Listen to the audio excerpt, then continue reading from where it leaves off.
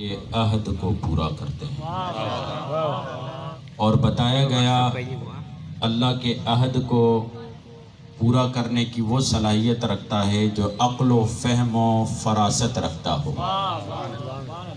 اور بات یہاں تک پہنچی کہ اگر چاہے وہ خاتون ہی کیوں نہ ہو، اگر وہ اللہ کے عہد کو پورا کرے تو پروردگار اس کے ذکر کو قرآن کی زینت بنا دیتا ہے۔ قرآن میں اس خاتون کا ذکر کرتا ہے، جیسا کہ کل آپ کے سامنے بیان ہوا کہ جناب بلقیس کیا کیا، جناب سلیمان کو ہدیہ پیش کیا، جب دیکھا کہ یہ اللہ کا ولی ہے تو جنگ نہیں کی، بلکہ اللہ کے ولی کو اپنی حکومت ہبہ کر دی۔ پتہ چلا جو اللہ کے ولی کو اپنی حکومت ہبہ کر دے، اللہ کا ولی اسے اپنی زوجہ بنا دیتا ہے۔ معلوم ہوا خاتون ایسی ہو جو حکومت لینے کے لیے ازدواج نہ کرے، خاتون ایسی ہو جو حکومت لینے کے لیے شادی نہ کرے، خاتون کہتے ہی اسے ہیں، بلکہ عہد کو پورا کرنے والا کہتے ہی اسے ہیں جو اپنا مال بھی دے دے، اپنی حکومت بھی دے دے، اور کہے کہ میں کیا آپ کے اہل ہوں کہ آپ مجھ سے شادی کریں۔ آپ توجہ فرمائیں، جب جناب بلقیس نے یہ کہا تو سلیمان نے فوراً اس کو قبول کر لیا۔ کیوں؟ اس لیے کہ جو خاتون عقل و فہم و فراست کا استعمال کرے، وہ باپ کا استعمال کرے، حکومت لینا نہیں چاہتی، وہ اپنے مشیروں کا استعمال کر کے حکومت لینا نہیں چاہتی، بلکہ جو اس کے پاس حکومت ہوتی ہے وہ بھی ولی خدا کو ہدیہ کرتی ہے، زمانے والوں کو بتانے کے لیے اگر تمہیں ولی مل جائے اس کے مقابلے میں نہ مال ہے، نہ دولت ہے، نہ حکومت ہے، نہ مال ہے، نہ دولت ہے، نہ حکومت ہے۔ اب تمہیں سمجھ میں آیا، بلقیس اپنی پوری حکومت لٹاتی ہے سلیمان پر، اور یہ تاریخ میں بتا دیا قابل ستائش بیویاں وہ ہوتی ہیں جو حکومتیں لٹاتی ہیں، نہ کہ حکومتوں کے لیے شادی کرتی۔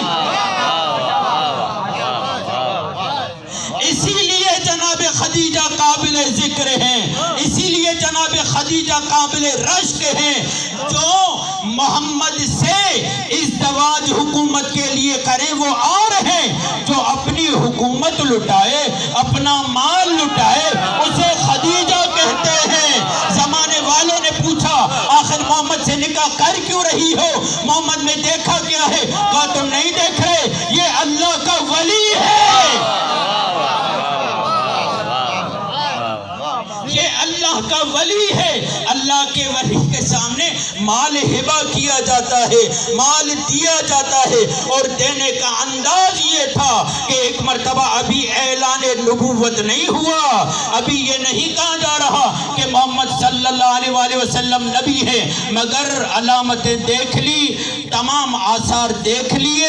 ایک مرتبہ اپنے چچا زاد اس راہب کو بلا کر کہا کہ جاؤ مکے والوں کو بلاؤ، ان تمام مکے والوں کو بلا کر ایک مرتبہ میرے محمد کو بلاؤ، میرے محمد کو بلا کر میرا جتنا بھی مال ہے وہ رکھتے جاؤ، رکھتے جاؤ، رکھتے جاؤ، جب تمام مال آ جائے تو اعلان کرو آج کے بعد خدیجہ نے اپنی ذات کو کنیز بنایا ہے محمد کا، اور جتنا مال ہے وہ سب محمد پہ ہبہ کر رہی ہے۔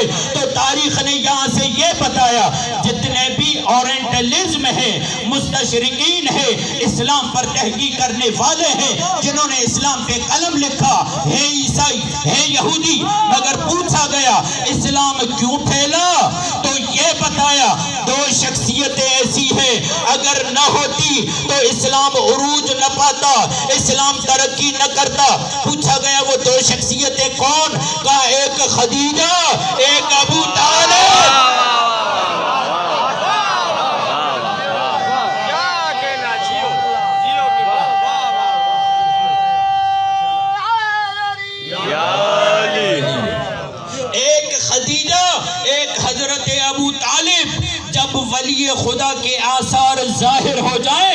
وہاں پر جان بھی قربان کی جاتی ہے، وہاں پہ مال بھی قربان کیا جاتا ہے، وہاں پر اپنے آپ کو قربان کیا جاتا ہے۔ جو قربانی کا جذبہ رکھے ولی کے سامنے وہ وفادار ہوتا ہے، وہ وفادار کہلاتا ہے۔ اسی لیے کہتے ہیں جناب خدیجہ جیسی زوجہ اور ازواج میں بنیادی فرق یہ ہے، توجہ رکھیے گا، جناب خدیجہ کیسی زوجہ ہے؟ کہا جناب خدیجہ وہ زوجہ ہے جس کے سائے میں نبوت و امامت پروان چڑھے، اسے خدیجہ کہتے ہیں، اور جو نبوت کے سائے میں پروان چڑھے وہ اور ہیں جس کے سائے میں نبوت پروان چڑھے۔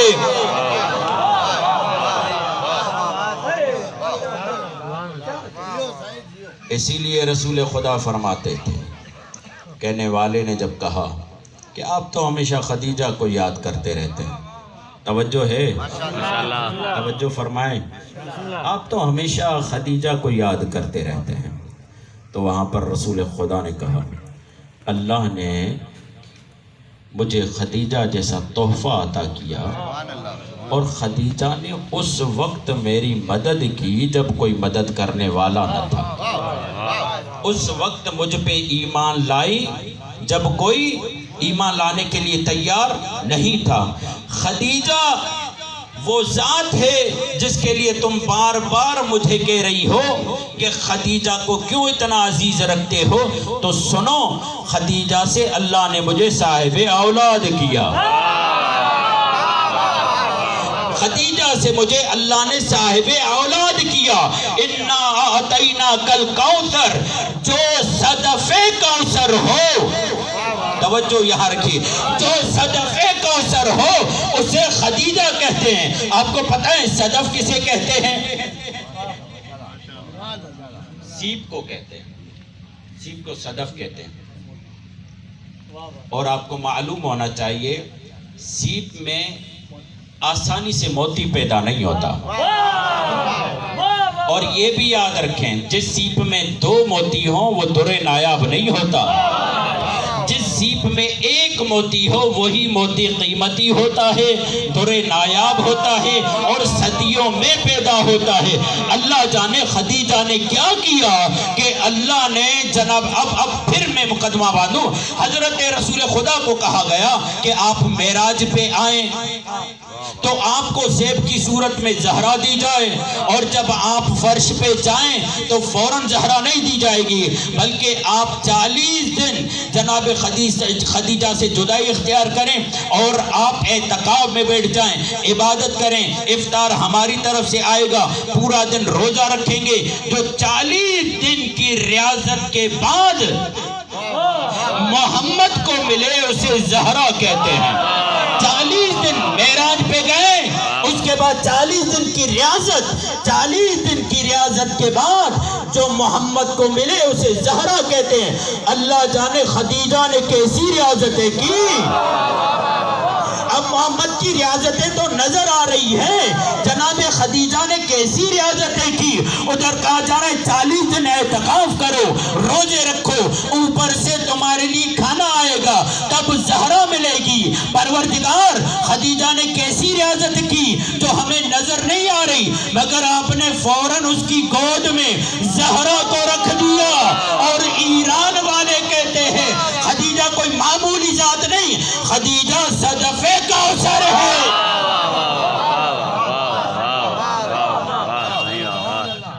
جناب خدیجہ صدف کوثر کیا کیا؟ اپنے ولی سے عہد کو پورا کیا، اور جو اپنے ولی سے عہد کو پورا کرے۔ رسول خدا آئے، ایک مرتبہ زمین پہ بیٹھ گئے، اور بیٹھ کر مسلمانوں کو متوجہ کیا کہ آؤ میں چند لکیریں زمین پہ کھینچتا ہوں تاکہ ان لکیروں کے ذریعے یا آپ کی زبان میں ڈایاگرام کے ذریعے تمہیں اسلام سمجھا۔ کیونکہ دیکھیں اسلام کی کئی زبانیں ہیں، زبان بولنے کو نہیں کہتے، زبان اپنا مطلب معافی ضمیر پہنچانے کو کہتے ہیں. اس معافی ضمیر پہنچانے کے کئی ذریعے ہو سکتے ہیں. تصویر بھی ہو سکتی ہے، ڈرائنگ بھی ہو سکتی ہے، تحریر بھی ہو سکتی ہے، مووی بھی ہو سکتی ہے. جو جو ذریعہ اپنے معافی ضمیر پہنچانے کا ہے اسے زبان کہتے ہیں. اور اسلام نے ہر زبان اختیار کی تاکہ لوگوں تک ہدایت پہنچ جائے. ہر زبان. رسول خدا بیٹے لکیریں کھینچی رسول خدا نے، ایک سیدھی، پھر یوں، پھر یوں، پھر یوں. چورس، چار کونے، جی اس کو کیوبک بھی کہتے ہیں میرے کہ ہاں کیوبک، چار کونے. اب رسول خدا نے کہا بتاؤ یہ کیا ہے؟ واہ واہ واہ واہ. جہاں جلد بازی کی وہاں نقصان میں رہے، اور جہاں کا اللہ اور اس کا رسول بہتر جانتا ہے تو فائدے میں رہے. اللہ اور اس کا رسول بہتر جانتا ہے تو فائدے میں رہے. کہا اللہ اور اس کا رسول بہتر جانتا ہے. تو ایک مرتبہ رسول خدا نے کہا دیکھو یہ جو ڈایاگرام میں نے بنایا ہے، کیوبک میں نے بنایا ہے، چار کونے میں نے بنائے ہیں، اس کے اندر پوری انسانیت ہے. اتنے سے ٹکڑے میں پوری انسانیت؟ کہاں پوری انسانیت ہے. کہا یا رسول اللہ سمجھانا کیا چاہتے ہیں؟ کہا دیکھو یہ جو اوپر والی لکیر ہے یہ مثل ہے یا مثیل ہے میری بیٹی فاطمہ سے. یہ نیچے والی جو لکیر ہے یہ مثیل ہے میری زوجہ خدیجہ سے. یہ جو دائیں طرف والی لکیر ہے یہ مثیل ہے جناب آسیہ سے. بائیں طرف والی جو لکیر ہے یہ مثیل ہے جناب مریم سے. یہ چار خواتین ہیں. دیکھو اگر تم لوگ ان کی پیروی کرو، میں نے جملہ کہہ دیا، صحابہ کو کہا جا رہا ہے، مردوں کو کہا جا رہا ہے کہ خواتین کی پیروی کرو. ہوگا کیا؟ کہ اگر ان چاروں کی پیروی کرو گے تو جنت تمہارا مقدر ہے، انسانیت تمہارے پاس ہے. یا رسول اللہ ان چاروں نے آخر کیا کیا؟ جناب مریم معصومہ، جناب زہرا معصومہ، ادھر جناب خدیجہ اور آسیہ بنت مزاحم زن فرعون.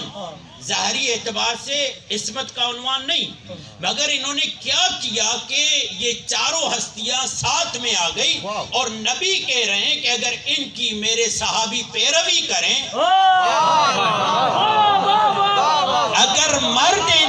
اگر مرد ان خواتین کی پیروی کریں تو نجات حاصل کر لیں گے.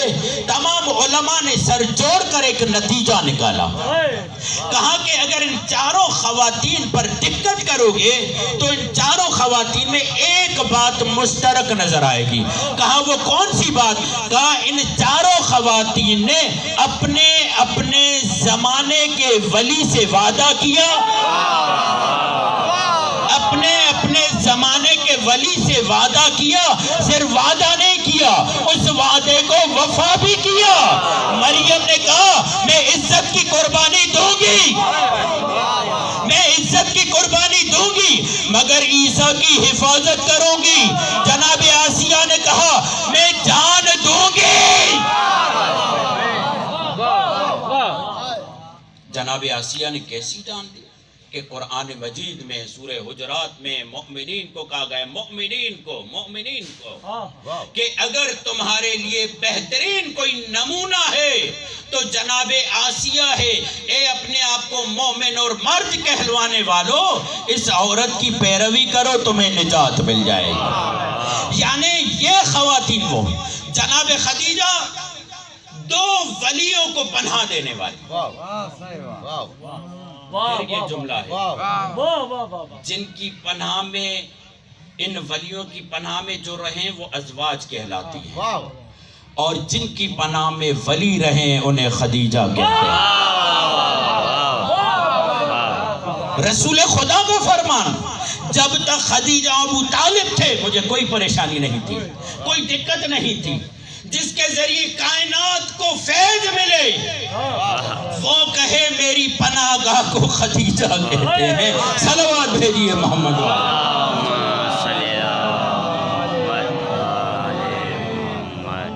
اور جناب سیدہ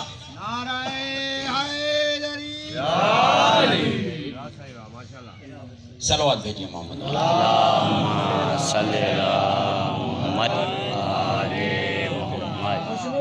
جناب سیدہ بلند تر صلوات.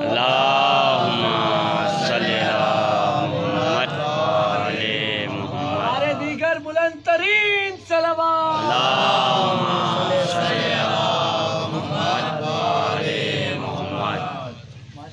توجہ ہے. جناب خدیجہ نے جناب مصطفیٰ اور علی مرتضیٰ کی پناہ گاہ ہے. جناب فاطمہ رسول خدا سے لے کر امام حسین تک، اور جس نے جتنے ولیوں کے لیے قربانی دی اس کا اتنا درجہ بلند ہو گیا. جناب زہرا کا درجہ کیوں بلند ہے؟ جناب زہرا کے بعد جناب خدیجہ کا درجہ کیوں بلند ہے؟ جناب خدیجہ کے بعد جناب مریم کا درجہ کیوں بلند ہے؟ جناب مریم کے بعد جناب آسیہ بنت مزاحم کا درجہ کیوں ہے؟ دیکھیں جناب زہرا نے 4 ولیوں کو پناہ دی، 4 ولیوں کے مقصد کو محفوظ کیا. رسول خدا، مولا علی، امام حسن، امام حسین. اسی لیے علامہ اقبال نے کہا تھا مزرع تسلیم را حاصل بطول، مصطفیٰ کی تمام محنتوں کا نتیجہ بطول ہے. اگر بطول نہ ہوتی مصطفیٰ کا پیغام محفوظ نہ رہتا. یعنی جتنے بڑے لیول کے ولی کی حفاظت کی، درجہ اتنا بلند. اب مجھے بتائیں علی و مرتضیٰ، علی و مصطفیٰ بلند یا عیسیٰ؟ ظاہر سی بات ہے جب علی و مصطفیٰ بلند ہیں تو جناب خدیجہ کا خود بخود رتبہ مریم سے بلند ہے. جناب خدیجہ کا رتبہ خود بخود جناب مریم سے بلند ہونا چاہیے. اب موسیٰ بلند یا عیسیٰ؟ جناب عیسیٰ. اب ظاہر سی بات ہے کہ جناب عیسیٰ کو جس نے پناہ دی، جس کی تربیت کی، جس کے لیے اپنی قربانی دی، اپنے جان کی، اپنے مال کی، اپنی ناموس کی، تو جناب عیسیٰ کی پناہ گاہ جناب مریم. جب انہوں نے اتنی قربانی دی تو اللہ نے ظاہر سی بات ہے ان کا رتبہ جناب موسیٰ کے پناہ دینے والے سے زیادہ رکھا.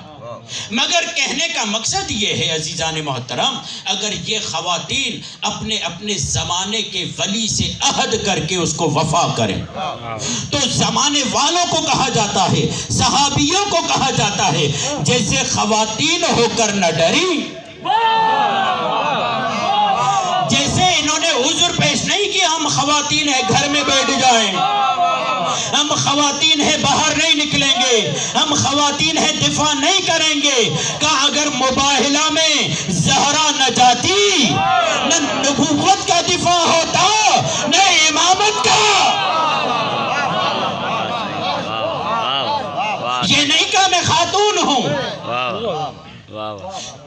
یہی تھا اگر زہرا آئے گی تو نبوت کا دفاع ہوگا، اگر زہرا آئے گی تو ولایت کا دفاع ہوگا. یعنی ولایت کے دفاع میں اپنے گھر کو چھوڑ دیا، بہانہ بازی نہیں کی. بھائی جو خاتون ہو کر گھر کو چھوڑ دے ولایت کا دفاع کرے، اور جو مرد ہو کر گھر میں بیٹھ جائے. اب مجھے ایمان سے بتاؤ افضل کون، جو خاتون ہو کر گھر سے نکل کر ولایت کا دفاع کرے یا بھاگ کر جو گھروں میں بیٹھے؟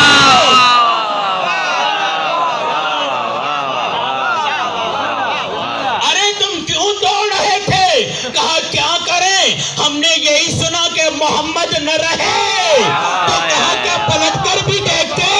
کہا ہمیں ہوش ہی نہیں تھا.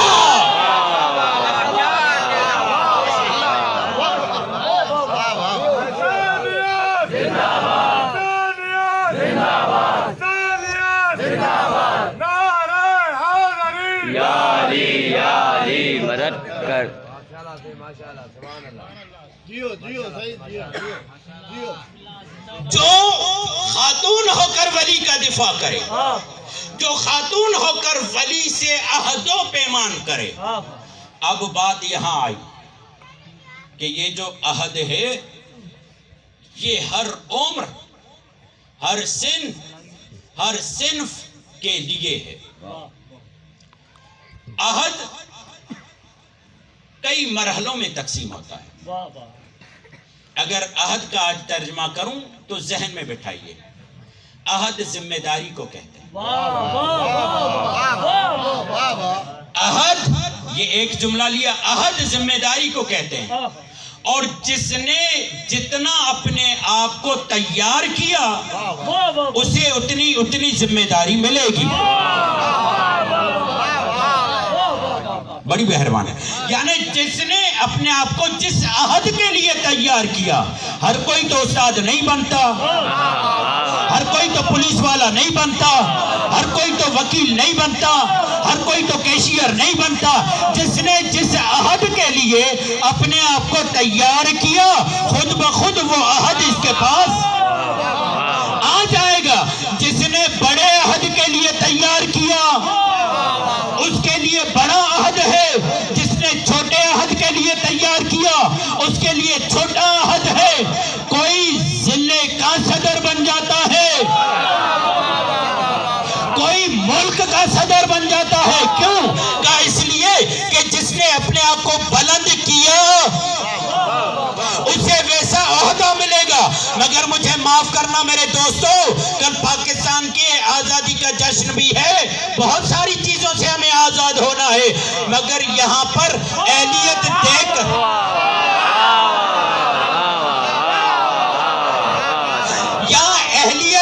کر عہدے نہیں دیے جاتے. ارے پیسہ خرچ کرو، خود بخود عہدہ مل جاتا ہے.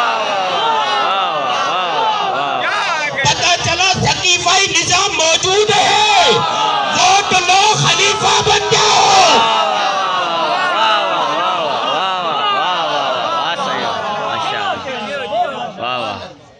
بقول علامہ اقبال کے، ایک گدھے کو 20 لوگ مل کر انتخاب کر لیں. جمہوریت کا سب سے بڑا نقصان یہی ہے. اللہ کے ہاں جمہوریت نہیں ہے،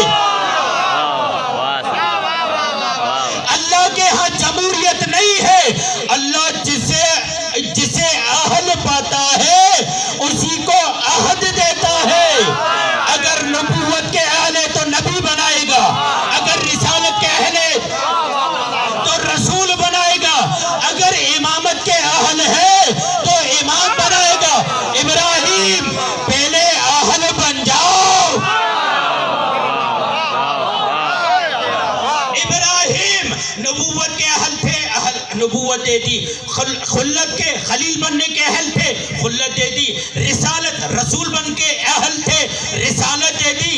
امامت کے لیے اہل تو بناؤ، اپنے آپ کو بلند کرو، کیونکہ میرے ہاں نہ ووٹوں سے عہدہ ملتا ہے نہ سفارش سے ملتا ہے.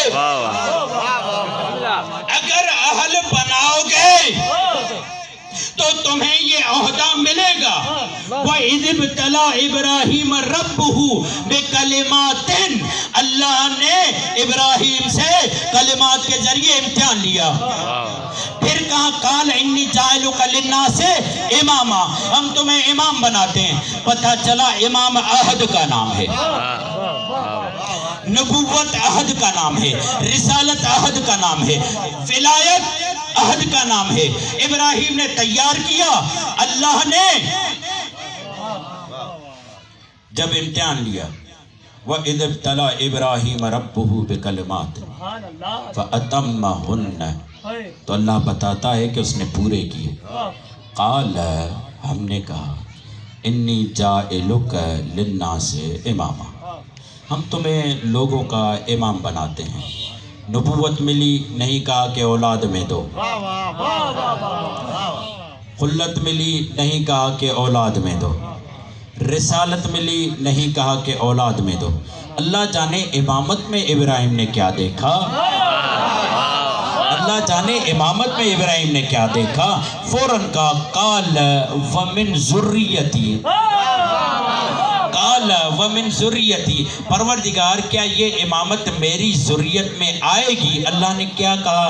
قال لا ینال عہدی، قال لا ینال عہدی یعنی یہ میرا عہد، قال لا ینال عہدی الظالمین، میرا یہ عہد ظالم کو نہیں ملے گا۔ پتہ چلا ظالم کچھ بھی کر لے امام نہیں بن سکتا،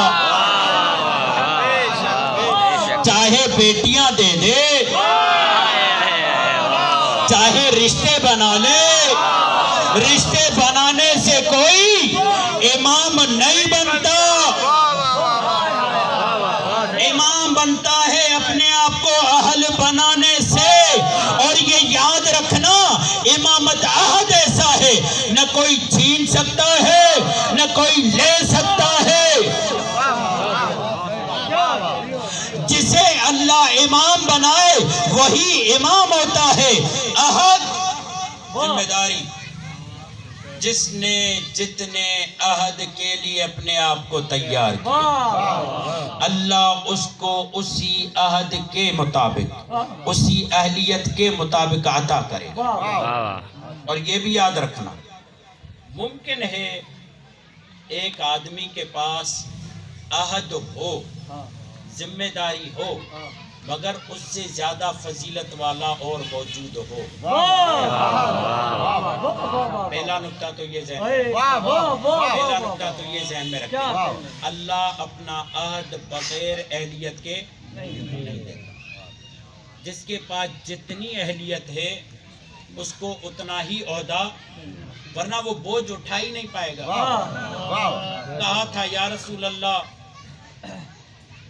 میں آپ کو اٹھاؤں، کہنے والے نے کہا تھا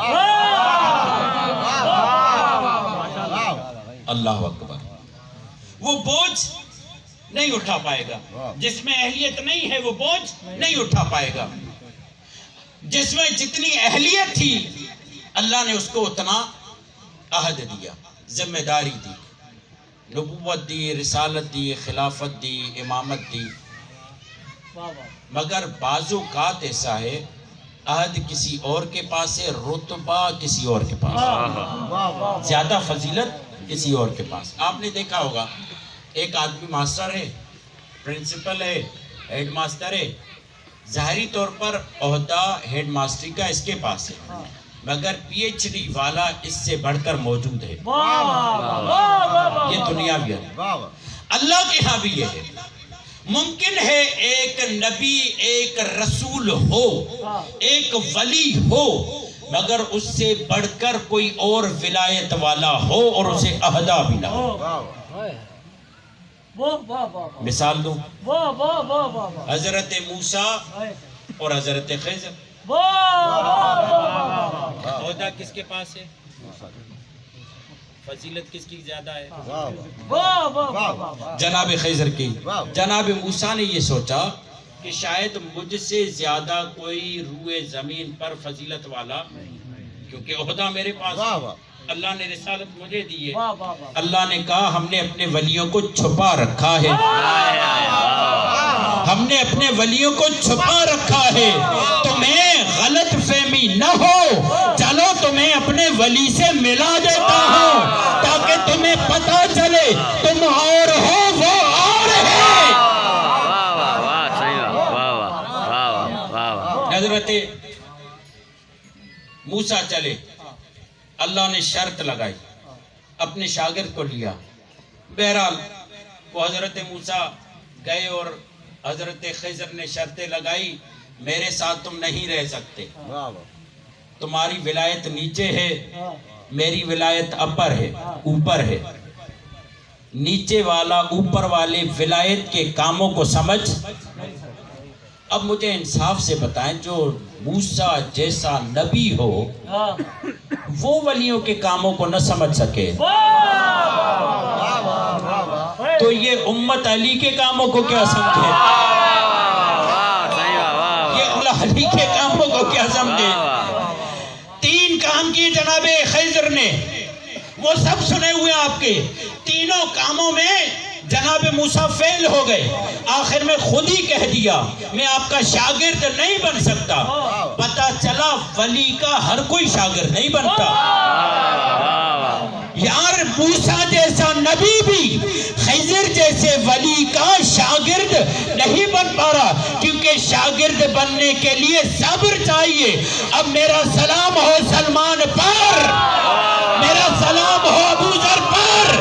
کیسا صبر تھا علی کے شاگرد، کیسا صبر تھا علی کے شاگرد ہو گئے. مگر جیسے ہی یہ دونوں جدا ہو رہے تھے، اب بتا رہا ہوں کہ ان کی وسعت کیا ہے. جیسے ہی جدا ہو رہے تھے ایک پرندہ آیا، اس نے سمندر سے ایک چوند بھری مشرق دیکھا، مغرب دیکھا، جمال دیکھا، شمال دیکھا، جنوب دیکھا، اور ایک مرتبہ اڑ گیا. ایک مرتبہ یہ جو ابھی خضر موسیٰ کو راز بتا رہا تھا کہ میں نے یوں کیا تمہیں سمجھ میں نہیں آیا، میں نے یوں کیا تمہیں سمجھ میں نہیں آیا، میں نے یوں کیا تمہیں سمجھ میں نہیں آیا. اب خضر بھی پریشان ہے کہ یہ ہو کیا رہا ہے، یہ ہو کیا رہا ہے. جو ابھی تک موسیٰ کو سکھا رہا تھا اب خود کو سمجھ میں نہیں آ رہا. تو ایک مرتبہ جبرائیل نے نازل ہو کر بتایا خبردار، ہاں اللہ کا قانون یہ ہے کہ ولی پر ولی کو رکھتا ہے. ارے اللہ نے ولی کو چھپا کے رکھا ہے. جیسے موسیٰ سمجھ رہا تھا مجھ سے بڑھ کر کوئی نہیں، توجہ، جیسے موسیٰ سمجھ رہا تھا مجھ سے بڑھ کر کوئی نہیں، شاید تم بھی یہ سمجھو کہ مجھ سے بڑھ کر کوئی نہیں. جو چھپ